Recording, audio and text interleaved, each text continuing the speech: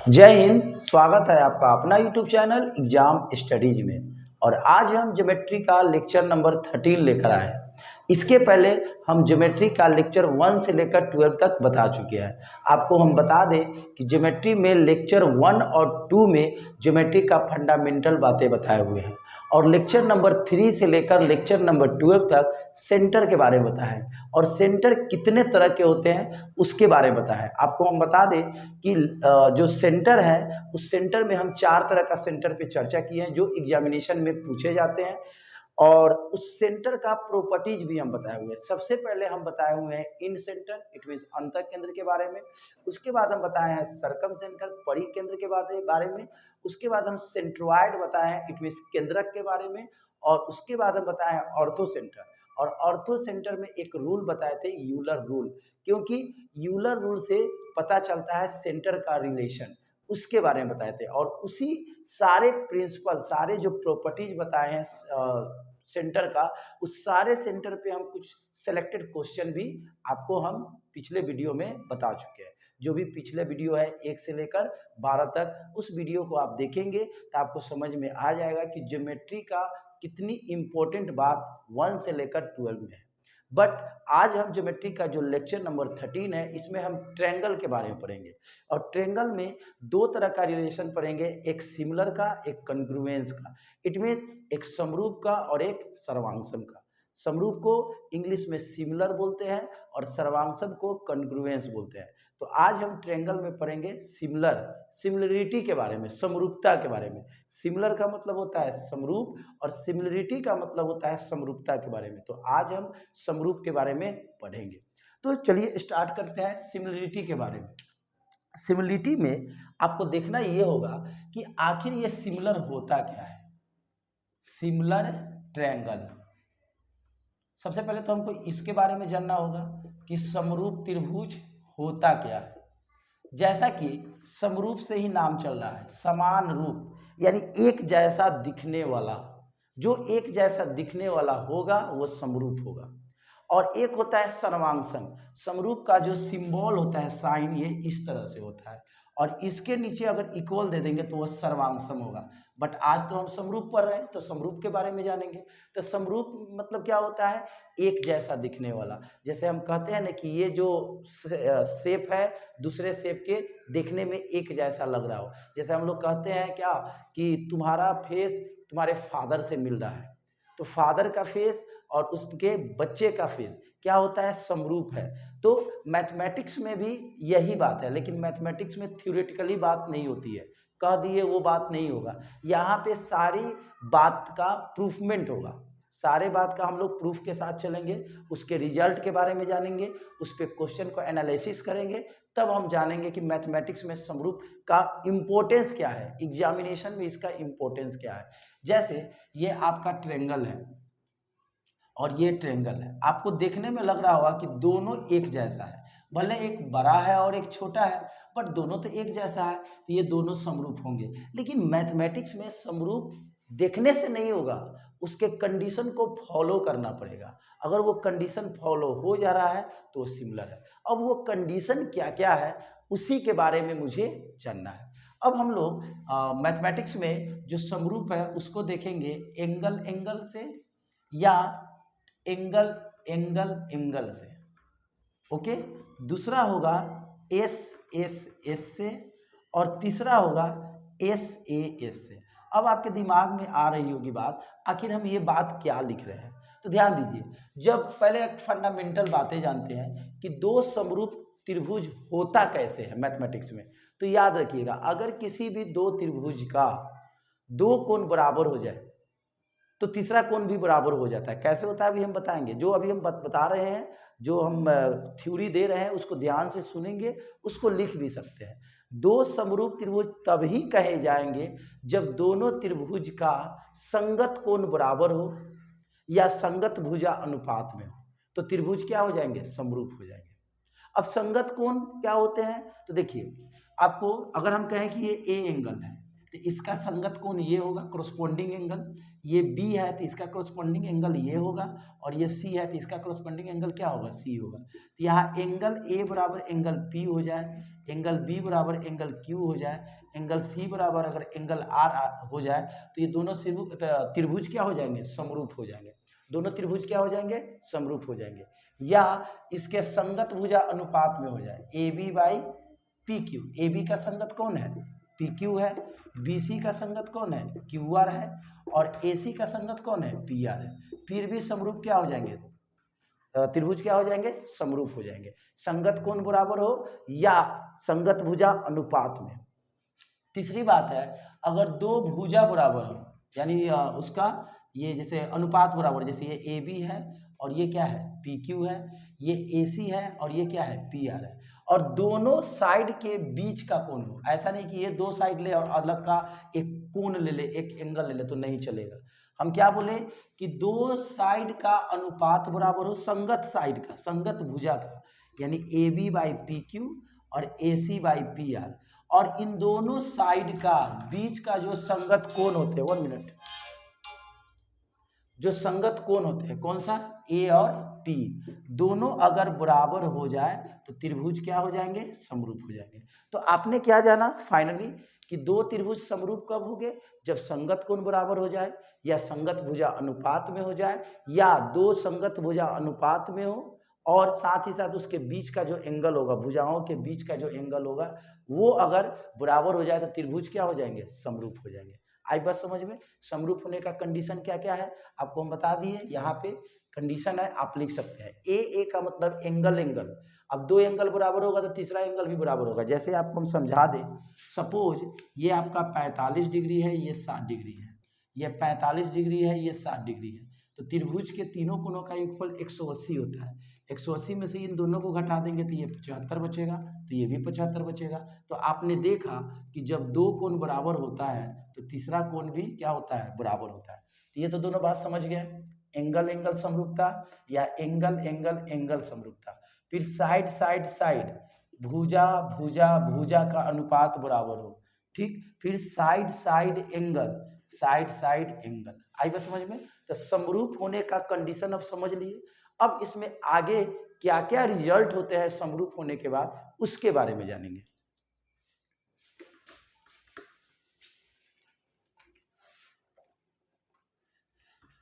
अब देखिए, मैंने आपको बता दिया कि समरूप होने का क्या क्या कंडीशन है। अब मान लीजिए कि दो त्रिभुज समरूप हो गया। मान लीजिए आपके सामने हम दो त्रिभुज को समरूप कर दिए, एक ए है, एक बी है, एक सी है, और एक त्रिभुज बना दिए पी क्यू आर। मान लीजिए कि ये दोनों त्रिभुज क्या है, समरूप है। तो याद रखिएगा, जब दो त्रिभुज समरूप होते हैं तो उनके संगत जो भी कोरस्पोंडिंग पार्ट होते हैं, सभी पार्ट का रेशियो इक्वल होते हैं। जैसे दो त्रिभुज समरूप है तो सबसे पहले इसका संगत भुजा अनुपात में होगा, A B by P Q is equal to B C by Q R is equal to A C by P R, ये पहले बराबर होंगे। साथ ही साथ अगर इसका पेरीमीटर निकालें तो दोनों का पेरीमीटर भी समान होगा, रेशियो समान होगा, P1 बाई P2। किससे, यानी सब का रेशियो समान ही आएगा। अगर इसका हम मीडियन खींच दें, मीडियन इस तरह से, इसका भी मीडियन M1 M2, ये भी रेशियो इन सब रेशियो से क्या होंगे, बराबर होंगे। अगर इसमें हम परपेंडिकुलर खींच दें, अगर हम यहाँ से एक एल्टीट्यूड ले लें, हाइट ले लें H1 और H2, इसका भी रेशियो बराबर होंगे। अब बात करते हैं इसका एरिया। तो जरा सोचिए, ये सब एक लेंथ है, यानी मीटर और सेंटीमीटर में वैल्यू आएगा, लेकिन एरिया तो स्क्वायर में आएगा। तो इसका एरिया भी डेल्टा 1 बाई डेल्टा 2, यानी डेल 1 बाई डेल 2। इसका रूट क्यों लगाए, रूट इसलिए लगाए क्योंकि एरिया का जो यूनिट होते हैं वो स्क्वायर में आते हैं, मीटर स्क्वायर, सेंटीमीटर स्क्वायर। तो उस स्क्वायर को खत्म करने के लिए हम लोग क्या चलाते हैं, रूट चलाते हैं।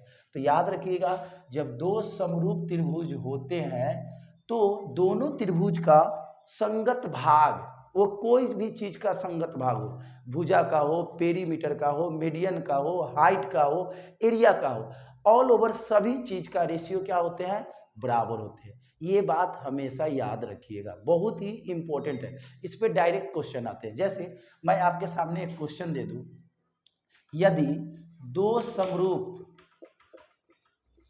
त्रिभुजों का, ध्यान से समझेंगे, त्रिभुजों का भुजाओं का अनुपात 3:4 है, तो क्षेत्रफलों का अनुपात क्या होगा? क्षेत्रफलों का अनुपात क्या होगा? मान लीजिए ये आपके सामने क्वेश्चन दे दिया, तो जरा सोचिए, भुजाओं का अनुपात दिया हुआ है और क्षेत्रफल का अनुपात पूछ रहा है, तो ये सब भुजा है और ये क्या है? क्षेत्रफल है। तो कोई भी भुजा दे सकता है।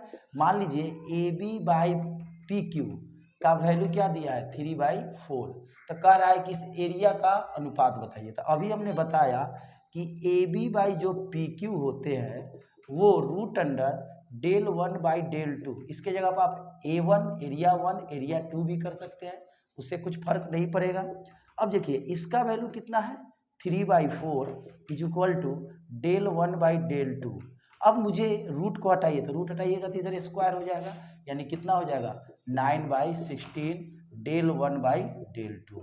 तो आप समझ सकते हैं कि ये जो फॉर्मूला है ये आपके लिए कितना इम्पोर्टेंट है, समझ सकते हैं, क्योंकि ये सारे रिजल्ट से आपको डायरेक्ट क्वेश्चन बना सकते हैं। इसको आप लिखिए।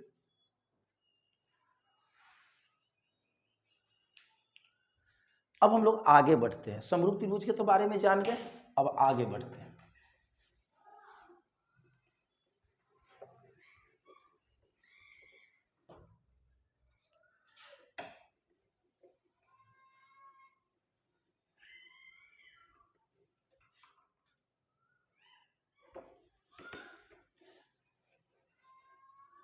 तो चलिए, अभी आपने जाना कि दो समरूप त्रिभुज रहेंगे तो उनके कोरस्पोंडिंग पार्ट आपस में क्या होंगे? उनका कोरस्पोंडिंग पार्ट का रेशियो आपस में क्या होंगे? समान होंगे। यानी कि जब दो समरूप त्रिभुज होते हैं तो उनके संगत भागों का अनुपात आपस में क्या होते हैं? बराबर होते हैं। अब इसमें आगे पढ़ना है, एक मैथमेटिशियन थे थेल्स साहब, थेल्स प्रमेय के बारे में पढ़ना है। अब ये थेल्स प्रमेय होता क्या है इसके बारे में जानते हैं। जैसे थेल्स साहब बोले थे कि अगर कोई एक त्रिभुज है ABC और इस त्रिभुज में मान लीजिए एक भुजा के समानांतर एक रेखा खींच दी, ये समानांतर रेखा खींच दी D और E, तो ये जो समानांतर रेखा है, ये रेखा, ये जो दो भुजा बच रहा है इसको समान अनुपात में बांटता है।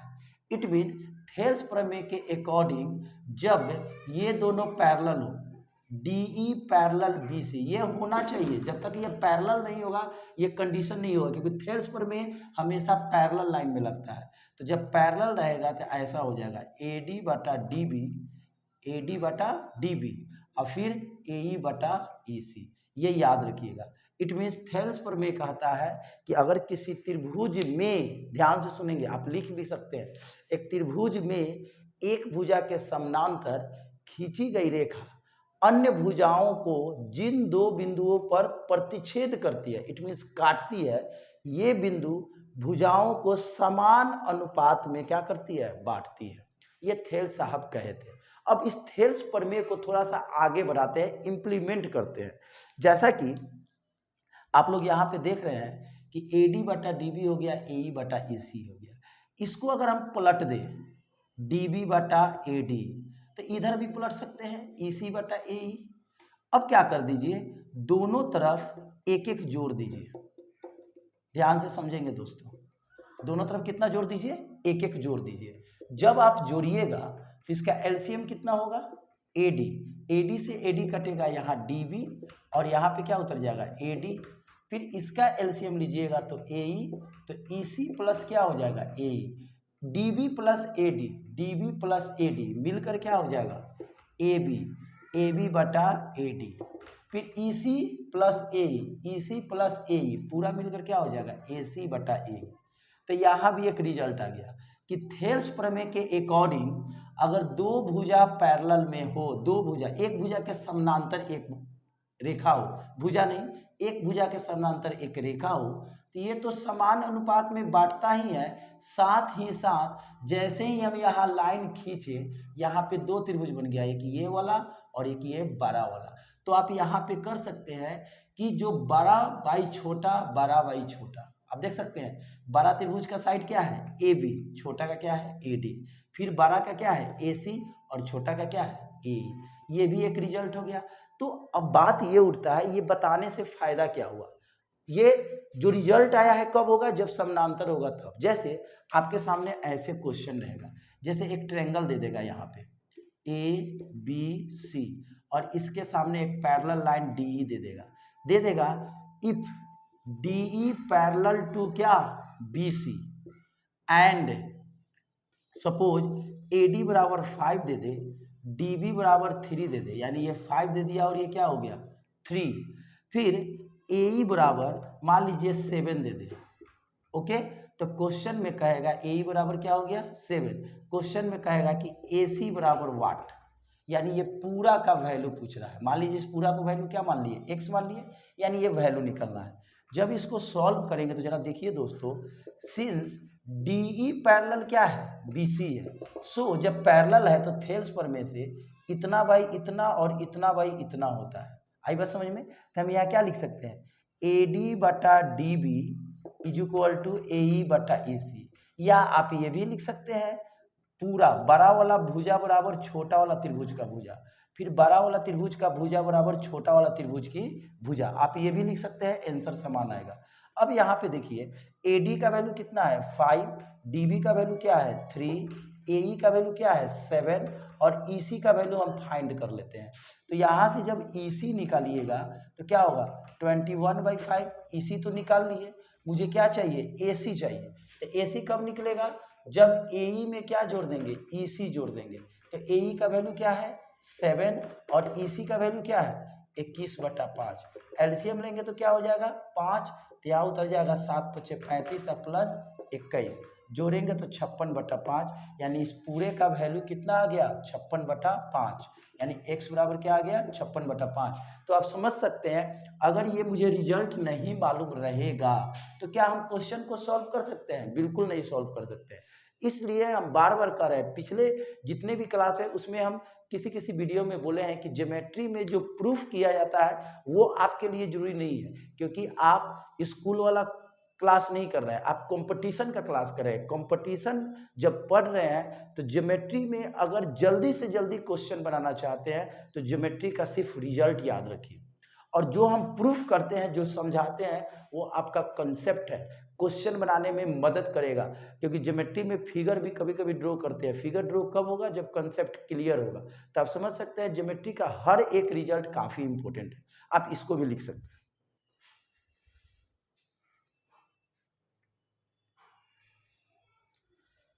चलिए आगे देखते हैं। थेल्स प्रमेय समझ गए कि थेल्स प्रमेय होता क्या है।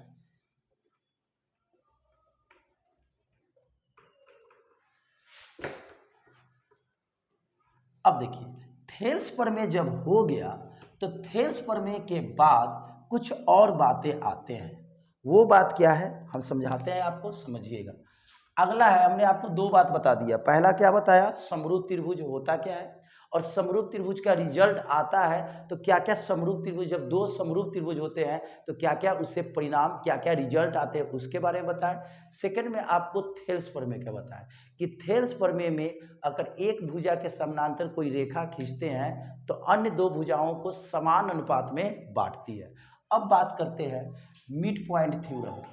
मिड पॉइंट थ्योरम, ध्यान से आप समझेंगे मिड पॉइंट थ्योरम को। जैसे मैंने आपको अभी बताया कि अगर किसी समरूप त्रिभुज में अगर किसी भुजा के समानांतर, किसी एक भुजा को समानांतर कोई रेखा खींचते हैं तो अन्य दो भुजाओं को समान अनुपात में विभाजित करता है। अब मान लीजिए हम एक ऐसा लाइन लिए जो किसी एक भुजा को जिस बिंदु पर मिलता है ये इसका मिड पॉइंट है, और यहाँ पे ये जो लाइन खींच रहे हैं ये इसके पैरेलल है। मैंने क्या कहा कि किसी त्रिभुज ABC में DAB का क्या है मिड पॉइंट है, मध्य बिंदु है, और डी से ई तक खींची गई रेखा किसके पैरेलल है? बीसी के क्या है? पैरेलल है। तो इससे क्या क्या रिजल्ट आएंगे उसके बारे में मुझे जानना है। तो चलिए हम लोग देखते हैं। तो अभी मैंने बताया कुछ देर के लिए अगर इसको हम भूल जाए कि ये मिड पॉइंट है, तो थेल्स प्रमेय के अकॉर्डिंग यहाँ पे सिंस डी पैरेलल बीसी दिया है, जब डी पैरेलल बीसी दिया है तो हम कह सकते हैं कि ए डी बटा D B is equal to A E बटा क्या? ई सी। हम ऐसा कर सकते हैं। अब हम देख रहे हैं कि जब ये मिड पॉइंट है तो ये दोनों आपस में क्या होंगे? बराबर होंगे। यानी यहाँ जो ए डी बटा डी बी है, हम डी बी की जगह पर ए डी कर सकते हैं is equal to A E by E C. ये कटेगा 1, यानी 1 बराबर ए ई बटा ई सी। कहने का मतलब ए ई बराबर ई सी। यानी मैंने ये जब ये मिड पॉइंट है तो इस मिड पॉइंट के मदद से हमने ये भी बराबर दिखा दिया। जब ये दोनों बराबर हो गया तो ये भी मिड पॉइंट हो गया। यानी ये पूरा क्या हो गया? ये मिड पॉइंट, डी भी मिड पॉइंट हो गया और क्या हो गया? ई भी मिड पॉइंट हो गया। और ये पहले से तो इसके क्या है? पैरेलल तो है ही। इस बात को समझ रहे हैं कि अगर किसी भी ट्रायंगल में कोई भुजा के पैरेलल कोई लाइन है और वो लाइन किसी एक भुजा को मिड पॉइंट पर प्रतिच्छेद करता है, काटता है, तो दूसरा पॉइंट भी क्या होते हैं? मिड पॉइंट होते हैं। अब एक बात बताइए, जब ये आपका हो गया कि ये इसका मिड पॉइंट है तो हम बोल सकते हैं ये इसके बराबर है, ये इसके बराबर है। इट मीन्स दूरी तो बराबर होगा ना भाई। इट मीन्स आपको अभी सिखाया और साथ ही साथ आपको हम एक और बात बता दें, जैसे थेल्स प्रमेय में मैंने आपको नहीं बताया, उसका हम यूज करेंगे यहाँ भी बता सकते हैं कि अगर कोई लाइन पैरेलल है, ठीक है, अगर ये पैरेलल है ए बी सी और ये दोनों पैरेलल है डी ई, थोड़ा देर के मानिए कि ये मिड पॉइंट नहीं है, ओनली पैरेलल है। तो बताइए, आपको हम जब ज्योमेट्री पढ़ाए थे तो सेशन फर्स्ट और सेशन सेकंड में, यानी लेक्चर फर्स्ट और लेक्चर सेकंड में पैरेलल लाइन का कुछ कंसेप्ट बताए थे, फंडामेंटल बातें। क्या बताए थे कि जब दो लाइन को एक ट्रांसवर्सल काटता है तो उसका क्रोस्पोंडिंग एंगल, अल्टरनेट एंगल और एक ही ओर का इंटीरियर एंगल का सम 180 होता है। तो यहाँ पे उस बात को हम यूज करेंगे कि जब दो लाइन को एक ट्रांसवर्सल, एक तिर्यक रेखा काटता है तो उसका संगत कोण बराबर होता है। तो जरा देखिए, तो ये पैरेलल है और ये ट्रांसवर्सल है, तो ये एंगल इस एंगल के बराबर संगत कोण से, ये एंगल इस एंगल के बराबर संगत कोण से। और अभी शुरू में ही सिखाया कि अगर किसी दो त्रिभुज का दो कोण बराबर होता है तो तीसरा कोण खुद ब खुद बराबर होता है। ऐसे भी ये जो कोण है इसमें और ये बड़ा वाला में क्या है? कॉमन है। यानी अगर हम बात करें त्रिभुज ए बी सी और त्रिभुज ए डी ई में, तो हम बोल सकते हैं ए बी सी में जो कोण बी है वो किसके बराबर है? डी के।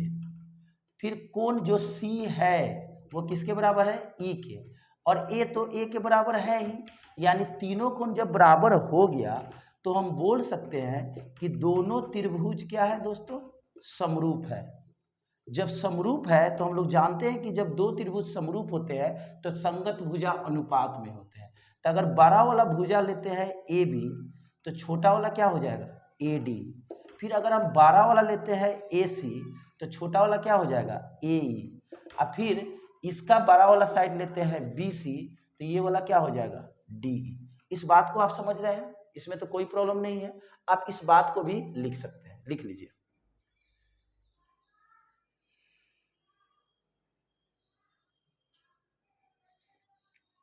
अब चलिए, तो आप देख सकते हैं कि जब पैरेलल है तो ऐसा है, पैरेलल है तो आपका जो रिजल्ट थेल्स प्रमेय में था उसमें क्या रिजल्ट था।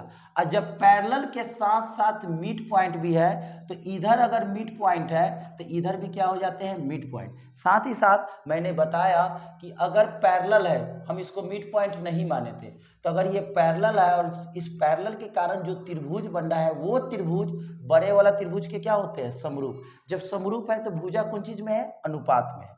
इसमें हम एक और काम कर सकते हैं कि जो ए बी है AD का क्या है? दोगुना है। ये जो AB है AD का क्या है? दोगुना है। इट मीन्स अगर यहाँ AB 2 होगा, ये पूरा वैल्यू 2 होगा, तो ये वाला वैल्यू क्या होगा, 1 होगा। आई बात समझ में।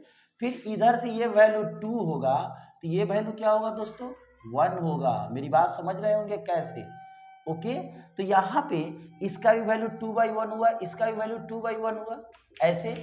और BC बाई DE, तो BC का भी वैल्यू क्या हो गया, 2 हो गया, और DE का वैल्यू क्या हो गया, 1 हो गया। तो हम कह सकते हैं दिस इम्प्लाइज दैट, अगर हम कहें कि यहाँ से BC का वैल्यू निकालिए, तो BC 1 जा BC, तिरछा तिरछी गुना, बराबर क्या हो जाएगा 2DE। कर सकते हैं कि नहीं कर सकते हैं, बिल्कुल कर सकते हैं। अब अगर हम कहें कि यहाँ से जो BC है इसका क्या है, डबल है, तो हम बोल सकते हैं कि जो DE होता है BC का क्या होता है, आधा होता है।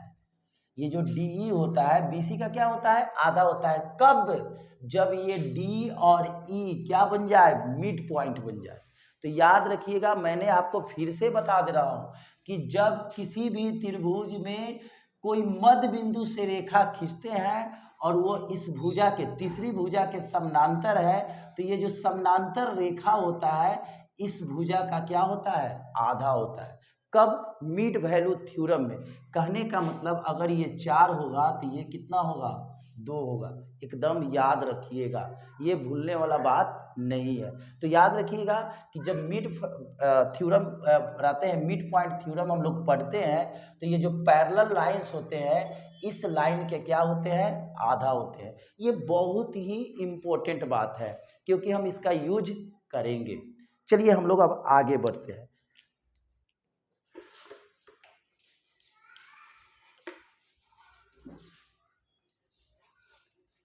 चलिए, तो हमने अभी क्या सीखा मिड पॉइंट थ्योरम में, फिर से आपको हम रफली समझा देते हैं। जो भी बात हम समझा रहे हैं उसको 2-2 बार करके मैं बता रहा हूँ कि अगर किसी त्रिभुज में A है, B है, C है, कोई पैरेलल लाइन है और ये पैरेलल लाइन दो भुजाओं को मिड पॉइंट पे काटती है, मध्य बिंदु पर काटती है, तो इस मध्य बिंदु से ये जो खींची गई रेखा होती है, ये मध्य बिंदु को मिलाने वाली रेखा, इसके समानांतर भी है।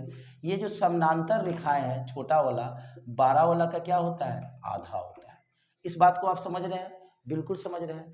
साथ ही साथ आपको हमने ये भी सिखाया कि ये जो त्रिभुज है कौन, ADE समरूप होता है बड़े वाला त्रिभुज के, ABC के। तो आपको मैंने ये भी बताया कि छोटा वाला भुजा यानी AD बटा बड़ा वाला भुजा AB किसके बराबर होते हैं, 1/2 के बराबर होता है। तो अभी शुरू वाला बात लाइए कि जब दो त्रिभुज समरूप होते हैं तो उसके कोरस्पोंडिंग पार्ट बराबर होते हैं। कहने का मतलब कि दोनों त्रिभुज समरूप है, ये वाला और एक बड़ा वाला, तो हम यहाँ पे ऐसे लिख सकते हैं, AD छोटा वाला ही ले रहे हैं, आप बड़ा भी लिख सकते हैं, पहले आप AB भी लिख सकते हैं, ऐसे भी AB बटा AD, उससे कुछ फर्क नहीं पड़ेगा। तो मैंने पहले छोटा ले लिया AD बटा AB, फिर हम बात करें इधर AE बटा AC, और फिर DE बटा BC। अब जरा देखिए, जब DE बटा BC हो गया तो आपको हम शुरू में ही बताए थे कि समरूप होते हैं तो उसका एरिया का रूट अंडर एरिया के रेशियो के बराबर होता है, इट मीन del1/del2, ये भी आपको हम बताए हुए हैं। अब एक बात बताइए, आप देख रहे हैं कि AD बटा AB का वैल्यू 1/2 है, तो इधर क्या है del1/del2, अगर स्क्वायर करेंगे तो 1/4 हो जाएगा। इस बात को आप समझ रहे हैं। तो याद रखिएगा दोस्तों कि जब किसी ट्रायंगल में मिड पॉइंट थ्योरम लगता है तो उसमें 12 वाला जो ट्रायंगल होता है, 12 वाला ट्रायंगल का एरिया 4 है, तो छोटा वाला का कितना होगा 1, यानी छोटा वाला से 4 गुना होता है। तो हम यहाँ पे एक रिजल्ट लिख सकते हैं, क्या लिख सकते हैं, इस तरह से, एरिया ऑफ ट्रायंगल कौन सा, ADE ratio area of triangle कौन, ABC किसके बराबर, 1:4 के बराबर। अब बताइए, पूरा वैल्यू है 4 और छोटा वाला वैल्यू है 1, तो इस क्वाड्रिलेटरल का एरिया क्या होगा, चतुर्भुज यानी क्वाड्रिलेटरल DEBC का एरिया क्या होगा, तो 4 में से 1 जाएगा, ये क्या बच जाएगा 3। तो याद रखिएगा इसमें 3 फिगर है, ये छोटा वाला, ये चतुर्भुज, और ये क्या बड़ा वाला। तीनों के बीच में रिलेशन, छोटका का रिलेशन 1, इस क्वाड्रिलेटरल का रिलेशन 3 और बड़का का रिलेशन 4। इस रिलेशन में होता है 1:3:4।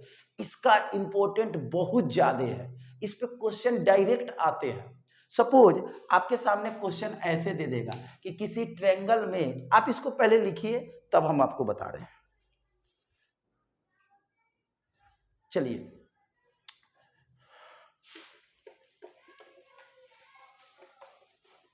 आप देख सकते हैं कि सिमिलर ट्रायंगल कितना इंपॉर्टेंट है। हर एक रिजल्ट पीछे वाला रिजल्ट से क्या है, डिपेंडेड है। तो आपसे क्वेश्चन ऐसे एग्जामिनेशन में पूछेगा कि किसी त्रिभुज में, ध्यान से सुनेंगे, हम क्वेश्चन देते हैं, पूछा हुआ क्वेश्चन, किसी त्रिभुज में डी पैरेलल BC और डी तथा ई क्रमशः AB और AC का मध्य बिंदु है, और दो संगत भुजा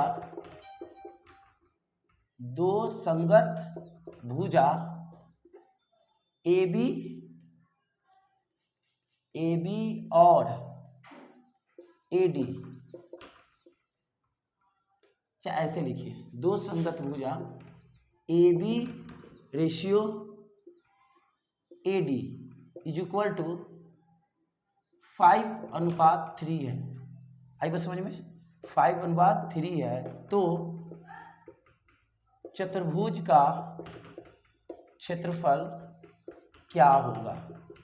अब इस बात को समझिए, जैसे एक ट्रायंगल है ABC, मैंने यहाँ पे दे दिया ABC, इसके पैरेलल कौन है, DE है, और ये जो पैरेलल लाइन है देखिए यहाँ पे DE पैरेलल BC, D तथा E क्रम से AB और AC का क्या है, मध्य बिंदु है।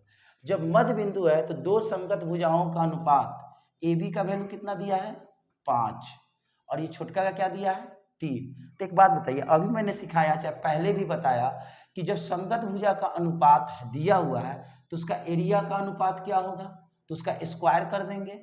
यानी बड़का का एरिया कितना हो जाएगा 25, छोटका कितना हो जाएगा 9, तो इसका एरिया कितना होगा 16।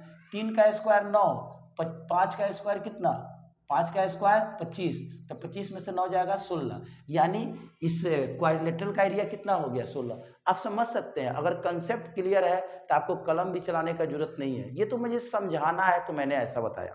तो आज मैंने आपको क्या क्या बताया कि अगर त्रिभुज समरूप होगा तो क्या होगा, क्या क्या रिजल्ट आएंगे। फिर आपको मैंने बताया कि थेल्स प्रमेय क्या होता है, उसका रिजल्ट क्या होता है, उसको हम कैसे यूज करते हैं। फिर मैंने बताया कि अगर थेल्स प्रमेय जान गए तो थेल्स प्रमेय में अगर मिड पॉइंट वैल्यू आ जाए, मिड पॉइंट का कंसेप्ट आ जाए तो उसका रिजल्ट क्या क्या होते हैं। मैंने इतना सारा बात बताया, उस पर कुछ क्वेश्चन भी बताया। बस आपको क्या करना है, ये जब सेशन को हम समाप्त करेंगे तो सेशन पे डिपेंडेड जितने भी क्वेश्चन हैं एग्जामिनेशन में पूछे गए प्रीवियस ईयर में, उसको जरूर देखेंगे। जो भी कंसेप्ट समझ में ना आए, मेरे यूट्यूब चैनल पे जो कमेंट बॉक्स है वहाँ पे आप क्या कर सकते हैं, डाल सकते हैं कि मुझे ये बात समझ में नहीं आया। आप कमेंट कीजिए, कोई क्वेश्चन फंस रहा है उसको आप कमेंट बॉक्स में लिखिए। हम नेक्स्ट वीडियो जब बनाएंगे, क्योंकि मैं कमेंट देखता हूँ बट आप लोग कमेंट करते नहीं हैं, और आपसे रिक्वेस्ट है कि अगर सेशन अच्छा लगे लाइक कीजिए, दोस्तों में रिलेटिव में लिंक को शेयर कीजिए। आप जितना व्यूज, जितना लाइक, जितना शेयर कीजिएगा, हम मोटिवेट आपके द्वारा होंगे। तो चलिए मिलते हैं नेक्स्ट वीडियो में। सिमिलर ट्रायंगल का कुछ आगे का बात हम अगले दिन बताएंगे। तब तक के लिए नमस्कार, धन्यवाद।